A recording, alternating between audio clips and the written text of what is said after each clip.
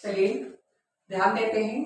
हम कल जो पिछली क्लास में सीखे थे, क्या सीखे थे जो आप जानते भी होंगे, ठीक है। और जो पिछली क्लास में मैंने बहुत कुछ सीख लिया था और आज हम देखेंगे। जैसे कल मैंने सीखा था लाहौर अधिवेशन। लाहौर अधिवेशन में क्या हुआ था, कैसे पूर्ण स्वराज की बात की गई थी, ये सब कुछ मैंने देख लिया था। और आज हम देखते हैं उसी की अगली श्रृंखला में महत्वपूर्ण नाम आता है दांडी मार्च। क्या नाम आता है?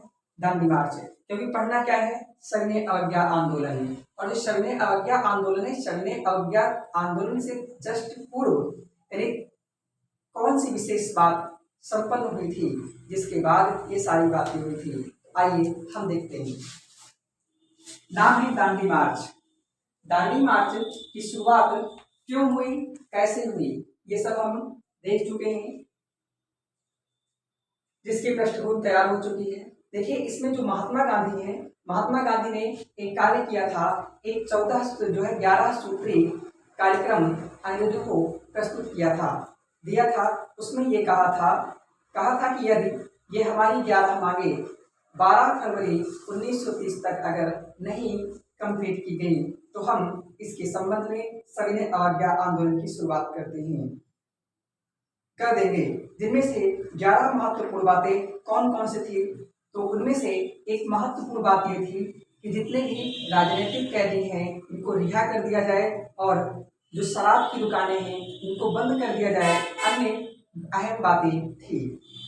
इनको अंग्रेजों ने मानने से इनकार कर दिया था, अर्थात इन पर अंग्रेजों ने कोई प्रतिक्रिया नहीं दी थी। इस प्रकार से सविनय अवज्ञा आंदोलन को शुरू किया जाता है। लेकिन उससे पहले की जो पृष्ठभूमि है, आइए हम उसे जान लेते हैं। देखिए दांडी मार्च के अंतर्गत जो 11 सूत्री कार्यक्रम था उसमें ये भी शामिल था, जो नमक है, नमक को विशेष रूप से नमक पर से अंग्रेज टैक्स हटा दे, ठीक है, टैक्स इस पर से हटा दे और नमक सबको बनाने का अधिकार हो। तो जिसके लिए इन्होंने पहली बार गुजरात के एक दांडी नाम का जो स्थान है, जो वर्तमान के गुजरात के नवसारी जिला में पड़ता है, यहाँ पर गांधी जी ने अपने साबरमती आश्रम से यात्रा की शुरुआत करते हैं। जो साबरमती आश्रम ये साबरमती नदी के तट पर है और नवसारी जिला ये गुजरात में दांडी नामक स्थान है। यहाँ के लिए इन्होंने यात्रा शुरू की और ये यात्रा अक्सर पेपर में पूछा जाता है कब शुरू हुई थी। तो दांडी मार्च यात्रा ये शुरू हुई थी 12 मार्च 1930 को शुरू हुई थी। कहाँ से? साबरमती आश्रम से। ये पहुंचते कब हैं? तो ये पहुंचते हैं 6 अप्रैल 1930 को। कहाँ पहुंचते हैं? दांडी।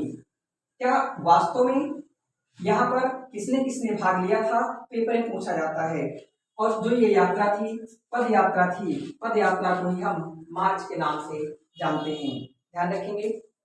इसमें मुख्य रूप से इसकी दूरी क्या थी, तो ये जो साबरमती आश्रम से लेकर के दांडी मार्च के बीच यानी दांडी के बीच में जो डिस्टेंस थी उसे हम कहते हैं 240 मील। कितना? 240 मील।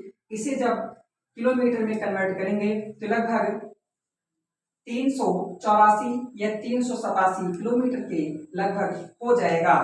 इसमें कुल मिलाकर के कितना समय लगा है, तो ध्यान रहे 12 मार्च से लेकर 6 अप्रैल तक ये कुल मिलाकर के 24 दिनों का समय लगा है। पेपर में इंपॉर्टेंट है, पूछा जाता है, ठीक है। और जब दांडी मार्च स्टार्ट हुआ तो दांडी मार्च के अंतर्गत मुख्य रूप से कौन कौन शामिल थे, तो इसमें महत्वपूर्ण रूप से गांधी के नेतृत्व में चला। तो नंबर 1 तो गांधी थे, 78 भारतीय अन्य व्यक्ति थे, यानी अन्य 78 भारतीय व्यक्ति थे। 78 में कौन कौन था, तो सर्वाधिक रूप से लोग कहाँ के थे, जो गुजरात से शुरू हुआ था इसमें सर्वाधिक लोग गुजरात से थे। कहाँ से थे? गुजरात से, समझ जाएंगे।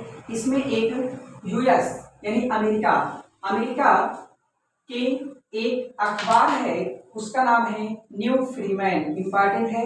न्यू फ्रीमैन का संवाददाता व संपादक भी इसमें शामिल था, समझ जाएंगे।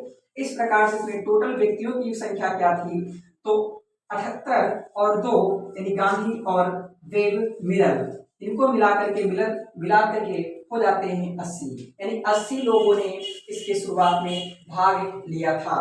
या फिर ये कहें गांधी के सिवाय कितने लोग थे, 79 लोग थे।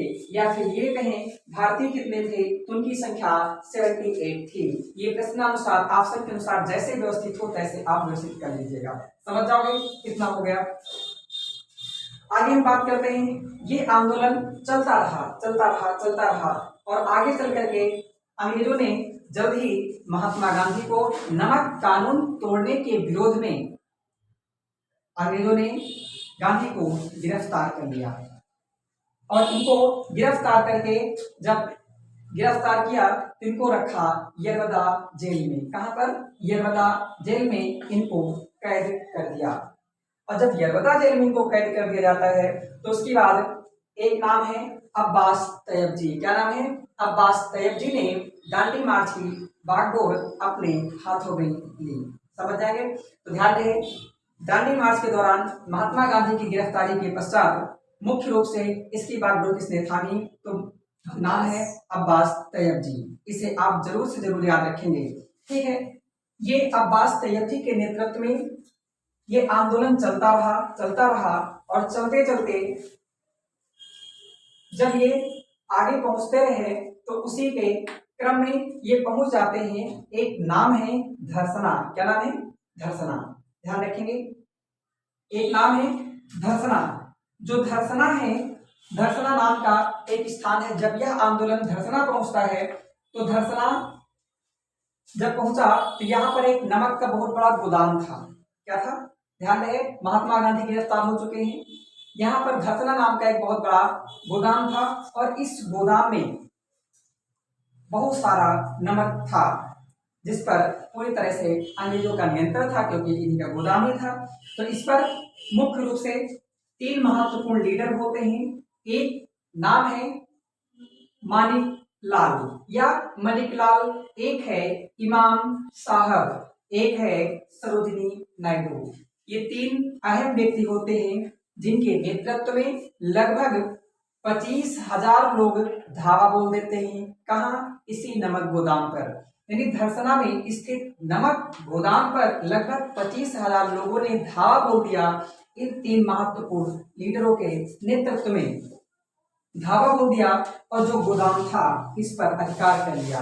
तभी जो अंग्रेज व्यक्ति होते हैं इनको चौरी चौरा की याद आती है और चौरी चौरा में जिस प्रकार से अंग्रेज जलाए गए थे ठीक उसी प्रकार से उसका बदला लेने के लिए अंग्रेजों ने चारों तरफ से गोदाम में आग लगा दी, अर्थात गोदाम को आग के हवाले कर दिया, जिसमें जितने 25,000 के लगभग जो लोग थे इसमें अधिकांशतः लोग झुलस गए और झुलस कर राख हो गए। इस प्रकार से यह घटना इतिहास में एक सबसे बड़े घटना में शामिल हो जाती है जिसमें इतिहासकारों के द्वारा इतिहास के पन्नों में जगह दी गई है। समझ जाएंगे। इस घटना को हम धरसना नरसंहार के नाम से जानते हैं। क्या नाम से जानते हैं? धरसना नरसंहार के नाम से जानते हैं। इस प्रकार से आप जानते हैं कि इसी समय जो आंदोलन में चल रहे थे वेब मिरल इन्होंने ही इसी समय कहा था कि आज तक मैंने अपने जीवन काल में बहुत बड़े बड़े नरसंहार देखे लेकिन धरसना जैसा नरसंहार आज तक मैंने जीवन में कभी नहीं देखा है। यह कथन किसका है? तो ये नाम है वेब मिरल। ये वेब मिरल कौन है? तो आप जानते हैं कि न्यू फ्रीमैन अखबार के ये संपादक हैं जो यूएस का अखबार है। ये आप याद रखेंगे कि महत्वपूर्ण कथन है, ठीक है। ये धरसना नरसंहार उम्मीद करते समझ में आया होगा। पूछा जाता है धरसना नरसंहार के समय क्या महात्मा गांधी थे? नहीं। तो आपको ये याद रखना होगा कि जहां पर महात्मा गांधी की अनुपस्थिति होती थी वहीं पर ये उटपटांग काम किए जाते थे। शायद गांधी होते तो ऐसा ना होता। समझ पाए? चौरी चौरा के समय भी गांधी नहीं थे, ठीक है। चौरी चौरा के समय गांधी कहाँ थे? तो उस समय कहाँ थे क्या किसी को पता है? अगर हो तो आप जरूर बताइएगा, ठीक है। हम नहीं बताएंगे। अब देखते हैं जो ये दांडी मार्च है क्या गुजरात में ही चल रहा था? क्या नहीं, ये दांडी मार्च भारत के अन्य सभी कोनों में एक साथ शुरू हुआ था। तो आइए देखते हैं। ये दांडी मार्च से पूछा जाता है अक्सर, तमिलनाडु में नेतृत्व किसने किया था? तो दांडी मार्च का नेतृत्व तमिलनाडु में, नाम है चक्रवर्ती राजगोपालाचारी। क्या? चक्रवर्ती राजगोपालाचारी। चक्रवर्ती राजगोपालाचारी वही हैं जो देश के प्रथम भारतीय गवर्नर जनरल बनते हैं। ठीक है, चक्रवर्ती राजगोपालाचारी ने तमिलनाडु से नेतृत्व किया था, जिन्होंने त्रिचुरापल्ली, क्या नाम? त्रिचिरापल्ली से लेकर के, क्या नाम है? वेदारण्यम। तिरुचिरापल्ली से वेदारण्यम, क्या? वेदारण्यम। तिरुचिरापल्ली से वेदारण्यम के मध्य इन्होंने यात्रा की थी तमिलनाडु से। ठीक है, अगला, केरल में इसका नेतृत्व किसने किया? तो केरल में इसके महत्वपूर्ण से याद रखेंगे, के फॉर केरल, और यहाँ जो नेतृत्व करने वाले हैं उनके नाम में भी के है, आप ध्यान रखेंगे। महत्वपूर्ण नाम है 3 के, क्या नाम है? कलप्पन। क्या नाम है?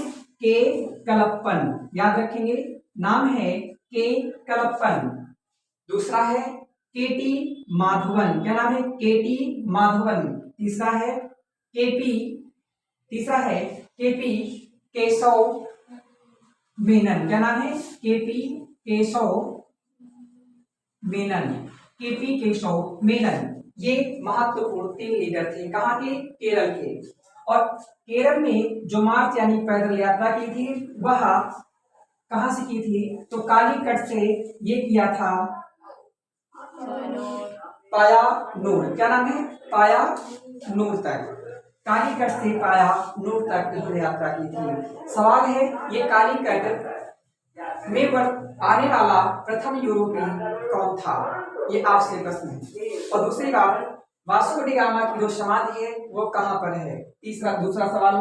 ठीक है, और तीसरा सवाल है, केरल का नाम बदल करके क्या रखा जाने वाला है? इसे आप जरूर बताएंगे। ठीक है, उम्मीद करते हैं इतना समझ में आया होगा। आइए उड़ीसा की बात करते हैं। उड़ीसा का प्राचीन नाम कलिंग देश या उत्कल प्रदेश, समझ जाएंगे।